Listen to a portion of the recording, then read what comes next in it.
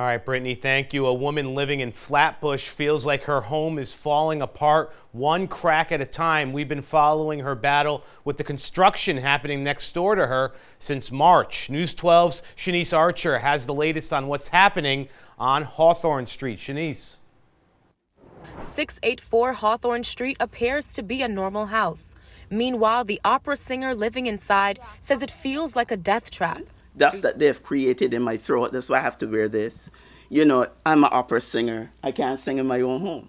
Dr. Grace Hackett Farul has lived in this apartment for 30 years and tells us she hasn't had any issues until the building next door started their construction. Back in February of this year, 680 Hawthorne Street, her next door neighbors started construction that Grace says left several damages in the apartment, and it's gotten worse since then. I do not want my home to depreciate, and I don't want to be in any danger. These cracks are in one of the bedrooms, forcing her to lay her head somewhere else. I'm in my living room. My living room is comfortable. My steel pan is here. My piano is here. I can teach here.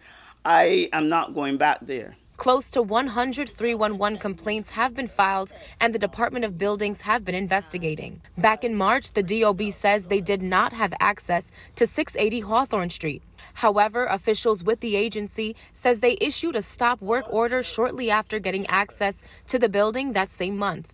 Months later, the work order was lifted, and the DOB tells us they paid that home a visit just days ago.